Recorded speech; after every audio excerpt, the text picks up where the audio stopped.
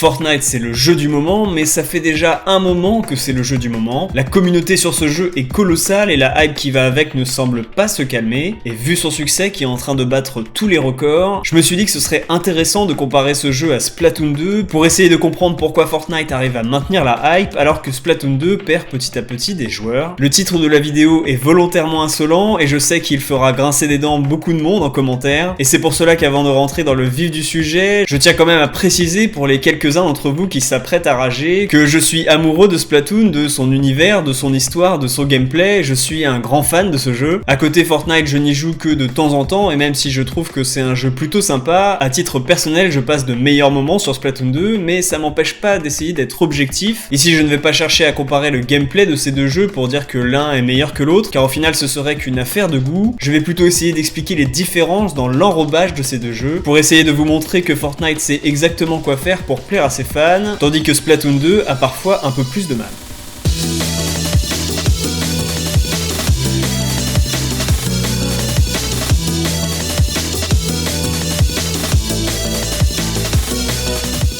Déjà, rappelons tout de même que mine de rien, Fortnite Battle Royale et Splatoon 2 se ressemblent quand même pas mal sur le papier. Ce sont tous les deux des jeux de tir à la troisième personne qui se jouent en multijoueur sur internet. Ils ont chacun des mises à jour régulières faites par les développeurs, mais ont un gameplay qui reste quasiment inchangé malgré ce renouvellement. On le voit, ils ont pas mal de points communs dans leur fonctionnement, mais ils ont aussi des gros points sur lesquels ils diffèrent. J'en vois 5 principaux et on va les voir ensemble dans cette vidéo. A la base, le mode Battle Royale de Fortnite est gratuit, son mode Sauver le monde est payant, lui, mais personne n'y joue que je ne ferai que le mentionner. Mais en plus d'être gratuit, Fortnite est aussi sur toutes les plateformes de jeu, PC, PS4, Xbox, Switch et même en version mobile. Du coup, ça en fait un jeu extrêmement accessible, tout le monde peut y jouer. Et ça, c'est sûrement la raison numéro 1 qui fait que tant de monde y joue. À côté de ça, Splatoon 2 est uniquement sur Nintendo Switch, coûte une cinquantaine d'euros, et maintenant, il nécessite l'abonnement du Nintendo Switch Online à 20 € par an. Bilan, il pourra toujours essayer d'être le meilleur jeu du monde, jamais il ne sera autant joué que Fortnite. Bon, ok, Fortnite a plus de joueurs, mais ça ne veut pas dire qu'il emploie les meilleures stratégies pour plaire à ses fans.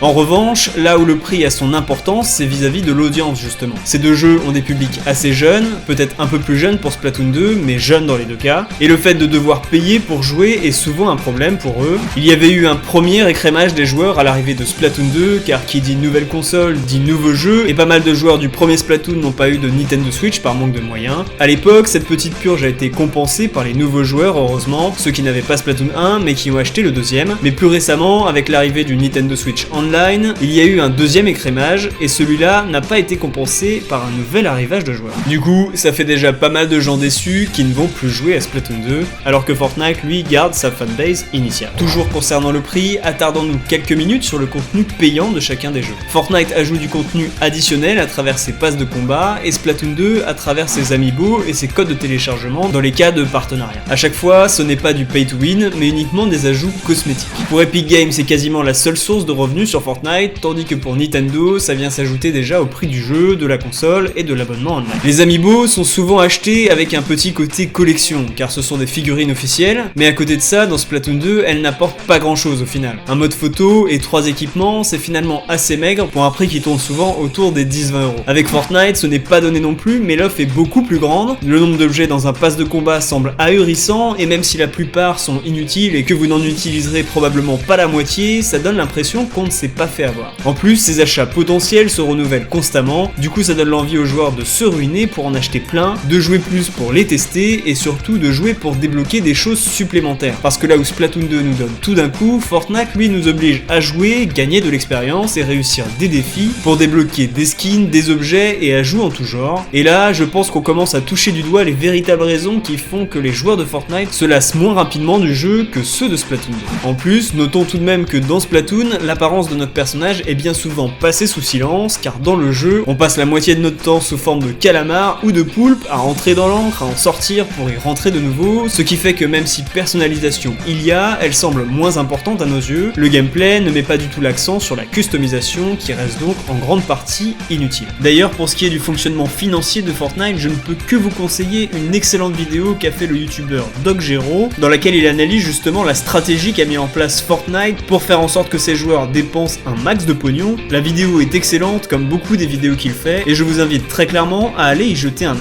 Au-delà de la customisation qui est régulièrement mise à jour dans Fortnite, il y a très souvent des ajouts d'armes et d'objets au sein du jeu. Évidemment, les ajouts d'armes, il y en a à foison dans Splatoon 2 également, en moyenne 4 armes supplémentaires et une map par mois depuis un an, on n'a pas à se plaindre à ce niveau-là. Cela dit, bien souvent les armes ajoutées sont des rééditions d'armes qui existent déjà, mais avec des secondaires et des spéciaux différents, et elles ne changent pas radicalement la manière qu'ont les joueurs à jouer. Ce n'est pas une généralité évidemment, l'ajout du lance-bulle, du bassineur ou encore des spéciaux de la mise à jour 4.0.0 sont selon moi des ajouts qui ont grandement changé le gameplay du jeu, mais dans l'ensemble ce genre de changement se fait assez rare. À côté de ça, Fortnite aussi connaît pas mal d'ajouts, et si on se focalise un peu sur les objets du style jetpack, grappin, tremplin, faille portative, etc., on se rend compte que la méta du jeu a très souvent été modifiée par ces ajouts. Alors ça n'a pas que des avantages évidemment, notamment du point de vue compétitif, mais ça pousse à chaque fois les joueurs à jouer encore plus pour découvrir ces nouveaux objets qui sont parfois dans le jeu que temporairement. Ce côté éphémère de certains aspects du jeu est très important. Il réveille les joueurs qui ne jouaient plus trop pour les faire jouer à nouveau. Nintendo fait d'ailleurs un peu ça dans une moindre mesure avec les armes de Monsieur Ours, les festivals et la plateforme polymorphe qui change à chaque fois. Mais au final, les armes de Monsieur Ours, il y en a peu et les festivals sont très similaires les uns aux autres car au fond ça reste de la guerre de territoire avec des couleurs différentes. À l'image des ajouts d'objets, Fortnite a aussi tendance à ajouter des modes de jeu régulièrement, parfois temporaires, parfois définitifs.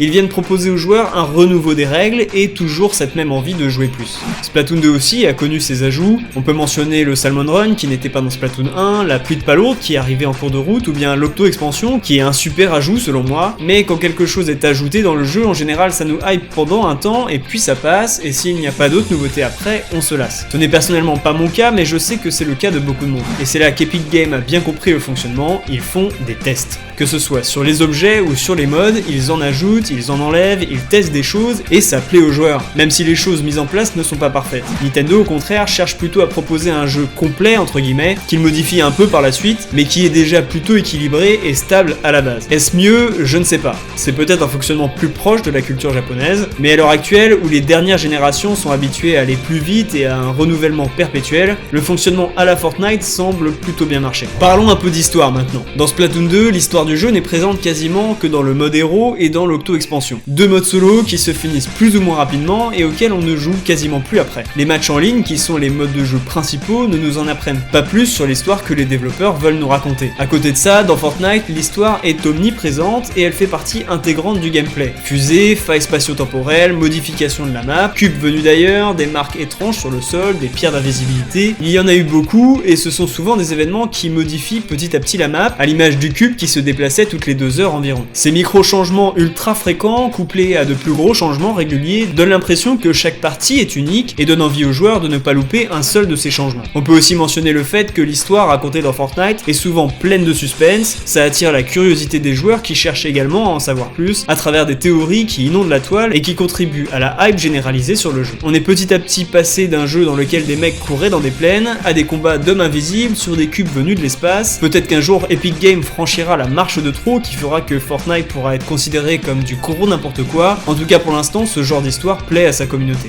Et mon dernier point, qui n'est probablement pas le plus important mais qui reste tout de même très révélateur de la manière dont ont été pensés chacun de ces deux jeux, c'est concernant sa date de fin. Splatoon 2 n'était même pas déjà sorti, que l'on savait déjà quand est-ce qu'il allait mourir. 1 an d'ajout d'armes, 2 ans de mise à jour et de festival, ça a été annoncé. Au final, Nintendo a étendu un peu le délai des armes, mais quand bien même il le ferait à nouveau, on le sait déjà tous, Splatoon 2 va s'arrêter un jour. Ça peut paraître trivial, mais un jeu en ligne sans nouveauté, c'est un jeu qui perd de ses adeptes petit à petit, et si tu sais dès le départ que ça va pas durer très longtemps, tu as tendance à réduire ton implication. Imaginez quelqu'un qui doit choisir un jeu à acheter en 2020, est-ce qu'il achètera Splatoon 2 alors que toutes les nouveautés sont déjà sorties et qu'il n'y aura plus de mise à jour, ou bien est-ce qu'il achètera plutôt un jeu encore sujet à du renouveau? Fortnite pour le moment est parti pour être un jeu à durée de vie extrêmement longue avec des saisons qui se suivent et qui ne se ressemblent pas. Pour conclure, selon moi, Fortnite et Splatoon 2 sont tous les deux de très bons jeux et si on compare uniquement leur gameplay, je ne saurais dire lequel est le mieux, mais en comparaison à Splatoon, Fortnite a un maître mot,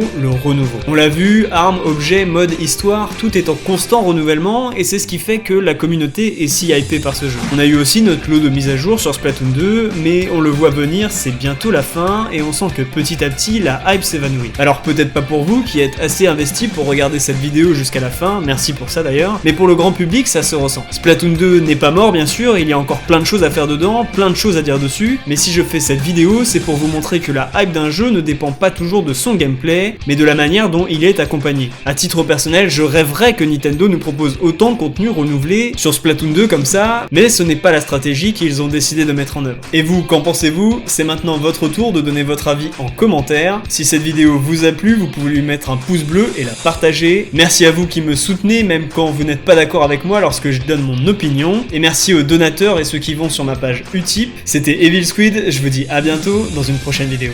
Allez, salut!